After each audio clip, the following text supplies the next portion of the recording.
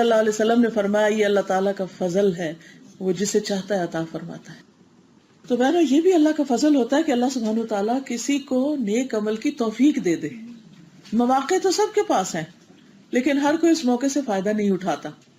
سوچئے وہ کون سی رکاوٹیں ہیں، وہ کون سی رکاوٹیں ہیں جو ہمیں نیکی کے کام میں پیچھے رکھتی۔ تو اگر آپ غور کریں گے تو سب سے بڑی رکاوٹ خود ہمارا اپنا نفس ہے، اس کی خرابیاں، اس کی انا، اس کے جھگڑے، منفی سوچ، منفی گفتگو، اللہ کی نافرمانیاں، حرام کاموں میں پڑنا، یہ وہ تمام امور ہیں جو انسان کو نیکی کی طرف بڑھنے نہیں دیتے۔ نفس کی خواہشات اور لذات اور دنیا کے بارے میں لمبی امیدیں رکھنا، یہ آخرت کے لیے کام نہیں کرنے دیتی۔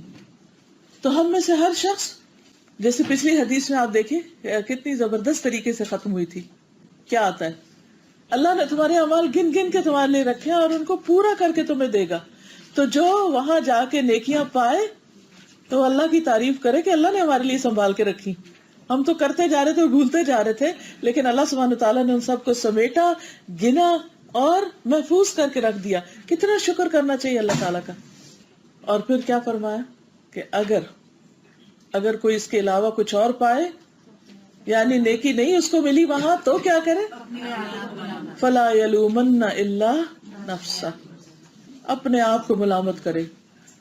اگر ہمیں نیکی کے موقع نہیں مل رہے تو کسی کو بلیم نہ کریں، کیونکہ جب تک آپ دوسروں کو بلیم کرتے رہیں گے آپ کبھی بھی نیکی میں آگے نہیں بڑھ سکتے، کبھی سبقت لے جا ہی نہیں سکتے، کیونکہ آپ کی سوچ کا انداز ہی غلط ہے۔ آپ اس راستے پہ چل رہے ہیں جو منزل تک پہنچا ہی نہیں سکتا۔ فلا یلومن الا نفسہ، صرف اپنے آپ کو بلیم کریں۔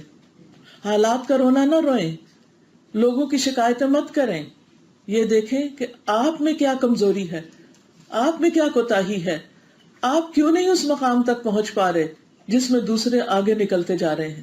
اپنی غلطیوں پر روئیں، توبہ استغفار کریں اور اللہ سبحانہ تعالیٰ سے نیکی کے مواقع اور فضل مانگیں۔ اور اگر اللہ تعالیٰ نے معاف کر دیا تو پھر کچھ دور نہیں، کچھ دور نہیں۔ اس کے لیے بہت ضروری ہے کہ ہم ایک طرف اپنے نفس کا محاسبہ کریں، دوسری طرف اللہ تعالیٰ سے دعا کریں کہ اللہ تو ہمیں ہماری غلطیاں دکھا دے، ہمیں نظر آ جائیں اور ہم ان کو مان بھی جائیں۔ کیونکہ بعض اوقات اگر کوئی ہمیں ہماری غلطی دکھاتا ہے تو ہم الٹا اس پر ناراض ہو جاتے ہیں، غصہ کرنے لگتے ہیں کہ تم نے یہ کہا ہی کیوں، یہ کیسے ممکن ہے، اور اپنے آپ کو تاویلیں دینے لگتے ہیں کہ یہ بات تو اس وجہ سے اور یہ ہم یوں اس وجہ سے کر رہے ہیں۔ تو یہ بھی دعا مانگے اللہ تعالیٰ سے کہ اللہ پھر ان غلطیوں کے، ان کوتاہیوں کے اعتراف کی توفیق دے، اور پھر ان پر توبہ کی توفیق دے اور ان کی اصلاح کی توفیق دے، تاکہ ہم محروم نہ رہ جائیں، پیچھے نہ رہ جائیں۔ دنیا میں بھی جب انسان کو کوئی سیٹ بیک ہوتا ہے یا کوئی کسی وجہ سے وہ پیچھے چلا جاتا ہے کسی دنیا کے ہی کسی معاملے میں، مال و دولت میں، اولاد میں یا کسی بھی چیز میں، تو یہ چیز اس کو کتنا بادر کرتی رہتی، کتنا پریشان رکھتی۔ لیکن یہ تو چند دن کی بات ہے نا، آپ نے دیکھا ہوگا کبھی ہم ایک مسئلے میں پریشان ہوتے ہیں، پھر وہ حل ہو جاتا ہے تو دوسرے میں ہونے لگتے ہیں، تو تیسرے میں۔ دنیا کا سلسلہ اور نظام تو ایسا چلتا ہی رہے گا، لیکن اصل چیز آخرت۔ یہاں تو اگر پیچھے رہ بھی جائیں تو تھوڑی اور پش دے کے ہم آگے بڑھ جاتے ہیں، لیکن آخرت میں تو کوئی پیچھے رہ گیا تو اسے کوئی چیز آگے نہیں کر سکتی، وہی ملے گا جو کر کے بھیجا ہوگا۔ تو اس لیے ہمیشہ نیکیوں کے لیے حریص رہنا چاہیے، جیسے صحابہ کرام نیکیوں کے لیے حریص تھے، شوق رکھتے تھے۔ اور یہاں پر جو وہ نبی صلی اللہ علیہ وسلم کے پاس مل کر آئے اپنے مسئلے کے حل کے لیے، تو ان کا مقصد حسد کرنا نہیں تھا اہل مال سے۔ اس سے صحابہ کرام کی خوبی پتہ چلتی تھی کہ مال ان کے نزدیک کوئی بڑی اہمیت نہیں رکھتا تھا۔ انہوں نے یہ نہیں کہا کہ یا رسول اللہ صلی اللہ علیہ وسلم کچھ لوگ تو اتنے مالدار ہیں اور وہ تو ایسا ایسا کر رہے ہیں، ہمیں کوئی نسخہ بتائیے کہ ہم بھی مالدار ہو جائیں، اوور نائٹ ہم بھی کوئی کروڑ پتی ہو جائیں۔ ایسا کچھ نہیں انہوں نے پوچھا، انہوں نے پتا تھا یہاں اگر بلینئر بھی ہو گئے تو سب کچھ ادھر ہی چھوڑ کے جانا ہے نا، سو واٹ اگر اسے خیر کے کام میں نہیں لگایا۔ نہ انہیں اللہ کی تقدیر پر کوئی اعتراض تھا کہ ان کو کیوں مل گیا، ہمیں وجہ بتائی جائے، ایسا بھی نہیں۔ ان کا فوکس کیا تھا، فوکل پوائنٹ آپ دیکھیں، ان کی عقل مندی کیا تھی، سمجھداری کیا تھی کہ پھر ہم کس طرح نیکی کمائیں، ہمیں کوئی طریقہ بتا دیا جائے کہ ہم بھی اس درجے کو پہنچے۔ ان کا مطلوب اور ان کا مقصود کیا تھا؟ جنت کے اعلیٰ درجات، کہ وہاں تک پہنچنے کا طریقہ بتا دے، whether it is through مال اور something else، کہ اصل میں تو جانا وہاں چاہتے ہیں، اس کا شوق ہے۔ عزیز بہنوں، سوچئے ہمیں کس چیز کا شوق ہے، ہماری تڑپ کیا ہے، ہم کہاں پہنچے، ترقی کے کس مقام کو، کس درجے کو، کس ہائٹ کو، کس بلندی کو، اور کس چیز میں، چند دن کی ہے یا ہمیشہ رہنے والی۔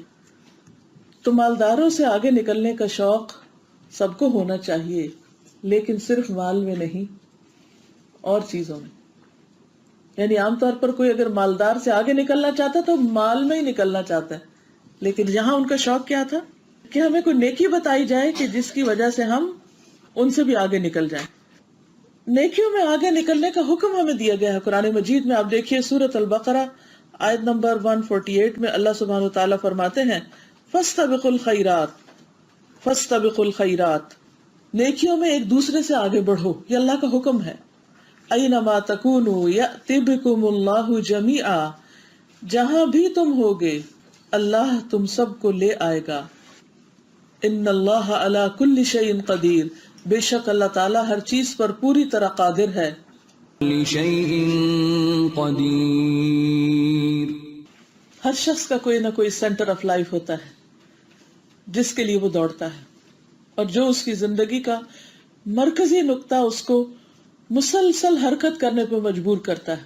جیسے ستارے سیارے ایک سینٹر کے گرد گھومتے ہیں، ایون ایک چھوٹا سا سیل جو ہے اس کے اندر بھی ایک نیوکلس ہوتا ہے، مرکزی نقطہ ہوتا ہے۔ تو ہر شخص کی زندگی میں بھی ایک مرکزی نقطہ ہوتا ہے جس کے گرد اس کی ساری ایفرٹس گھومتی ہیں۔ تو ہم سب کو بھی سوچنا چاہیے کہ وہ کیا ہے جس کے لیے ہم دوڑ رہے ہیں۔ کیا واقعی وہ فاستبقوا الخیرات ہے؟ کیونکہ ہم کہیں بھی دوڑ رہے ہوں گے، اینما تکونوا یأتی بکم اللہ جمیعا، اللہ تم سب کو سمیٹ لے گا، اکٹھا کر لے گا، واپسی اس کی طرف ہے۔ تو اس لیے سوچو۔ سورۃ الحدید کی آیت نمبر 21 میں اللہ تعالیٰ فرماتے ہیں سابقوا الی مغفرۃ من ربکم وجنۃ عرضها كعرض السماء والارض اعدت للذین آمنوا باللہ ورسلہ ذلك فضل اللہ یؤتیہ من یشاء واللہ ذو الفضل العظیم۔ اپنے رب کی بخشش اور اس کی جنت کی طرف ایک دوسرے سے آگے بڑھو۔ تو دوڑنے کا مقام کیا ہونا چاہیے، کیا فوکل پوائنٹ ہونا چاہیے؟ بخشش اور جنت، جس کی چوڑائی آسمانوں اور زمین کی چوڑائی کی طرح ہے۔ وہ ان لوگوں کے لیے تیار کی گئی ہے جو اللہ اور اس کے رسولوں پر ایمان لائے۔ یہ اللہ کا فضل ہے، وہ اسی کو دیتا ہے جسے وہ چاہتا ہے، اور اللہ بہت بڑے فضل والا ہے۔ یعنی اللہ سبحانہ وتعالیٰ کے پاس تو سب کچھ ہے، لیکن اصل بات یہ کہ ہم کیا چاہتے ہیں، ہم کیا مانگتے ہیں۔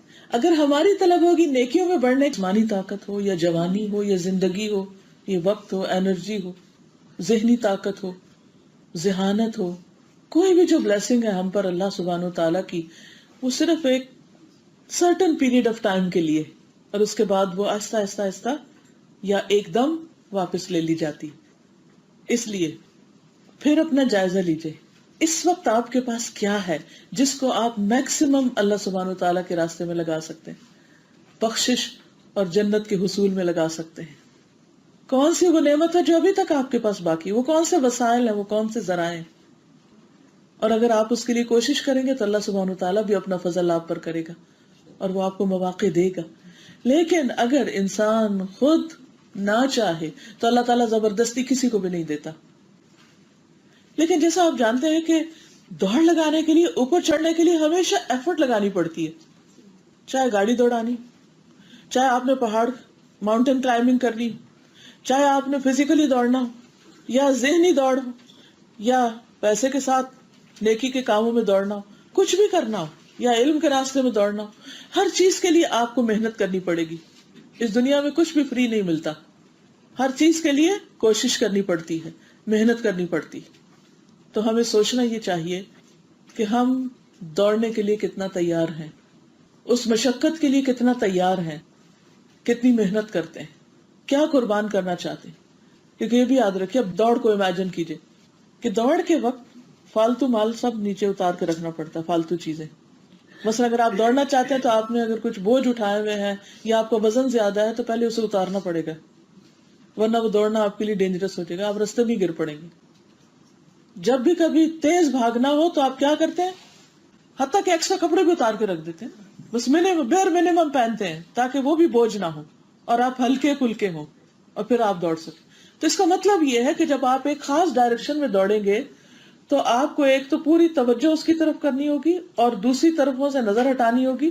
پھر یہ کہ جو فالتو فضول بیکار قسم کے کام آپ کر رہے ہیں ان کو چھوڑنا ہوگا. انسان ایک وقت میں کئی کشتیوں میں اکٹھا نہیں بیٹھ سکتا.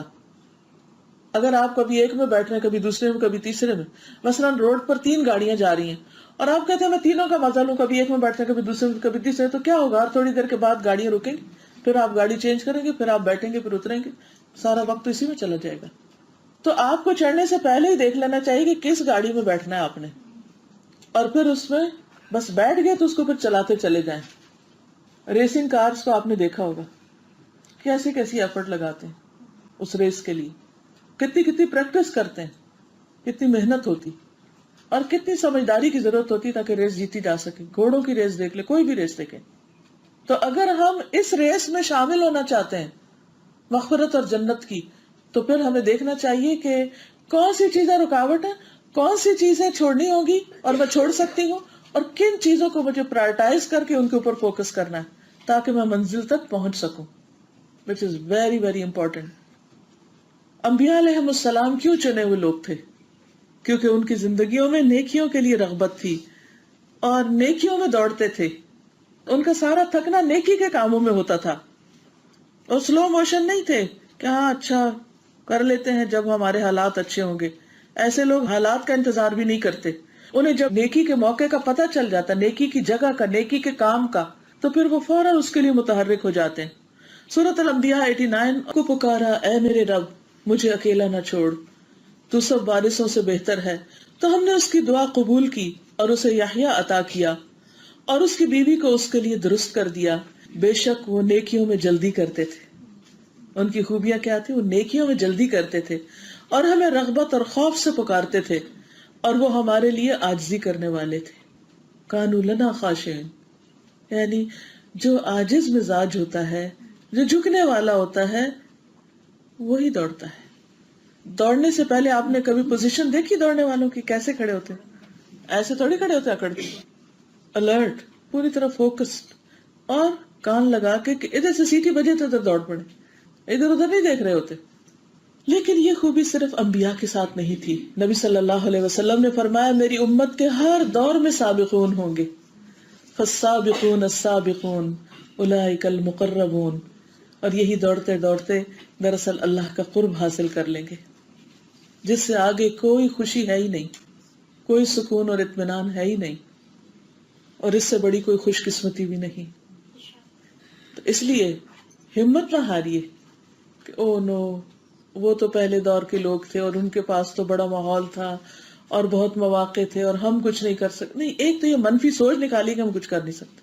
سب کچھ کر سکتے ہیں، بس یہ کہ اس کی قیمت دینے والے بنے. سب کچھ ہو سکتا ہے لیکن اس کے لیے جو مطلوبہ ایفرٹ ہے وہ ہم لگائیں. بہت سے لوگ بلند منزلوں اور بڑے درجوں کا شوق رکھتے ہیں دنیاوی اعتبار سے بھی، لیکن اگر وہ اپنی بات میں سچے ہوتے ہیں تو پھر اس کے بعد کیا کرتے ہیں؟ لگ جاتے ہیں نا. کوئی اگر یہ کہے کہ میں دنیا کا نمبر 1 میڈیکل اسپیشلسٹ بن جاؤں مثلا کڈنیز میں، تو کیا کرے گا؟ وہ صرف ڈریم دیکھے گا، سویا رہے گا کیونکہ اور ڈریم دیکھوں؟ نہیں، پھر وہ ہر طریقہ اختیار کرے گا جس سے وہ اپنی منزل تک پہنچ سکے. تو ویژنریز ایسے ہی ہوتے ہیں نا کہ جو اپنے لیے گول سیٹ کرتے ہیں اور پھر اس کے لیے اتنی محنت کرتے ہیں، اس مقام تک پہنچنے کی قیمت دیتے ہیں. قیمت سے مراد صرف پیسے نہیں ہوتے، قیمت سے مراد مطلوبہ ایفرٹ. آپ دیکھیں ہم میں سے ہر شخص جب حضرت ابوبکر کا حال پڑھتا ہے اور ان کا درجہ جانتا ہے، پھر حضرت عمر کا، پھر حضرت علی رضی اللہ تعالیٰ، حضرت عثمان، سارے صحابہ کا، صحابیات کا، تو ہم میں سے ہر ایک تمنا کرتا ہے کاش میں وہ ہوں، کاش میرا بچہ ایسا ہو، کاش ایسا ہو. لیکن انہوں نے جو قربانیاں کی، انہوں نے جو کوششیں کی، کیا ہم وہ کرنے کو تیار ہیں؟ جو کچھ انہوں نے اللہ کے راستے میں دیا کیا ہم بھی دینے کو تیار ہیں؟ ادھر ہمارا دھیان ہی نہیں جاتا. ہم صرف تمنائیں اور آرزویں کرتے ہیں. تو کوئی کام صرف تمنائیں کرنے سے تو نہیں آتا. تو اکثر لوگوں کی تمنائیں بہت بڑی بڑی ہوتی ہیں لیکن اس کے لیے محنت نہیں کرتے، ادھر ادھر کی چیزوں میں بھٹکے رہتے ہیں اور اصل کو بھول جاتے ہیں. تو صرف تمنائیں اور آرزویں کرنے سے کچھ بھی نہیں ملتا، ورنہ تو ساری دنیا وہ حاصل کر لیتی جس کی وہ تمنا کرتی ہے۔ تو محنت اور صحیح ڈائریکشن پہ محنت، جہاں جانا ہے اسی ڈائریکشن میں گاڑی چلانی پڑے گی، اور گاڑی چلانے کے لیے اتنا پیٹرول بھی ڈالنا پڑے گا، اور صحیح گاڑی کا بھی تعین کرنا پڑے گا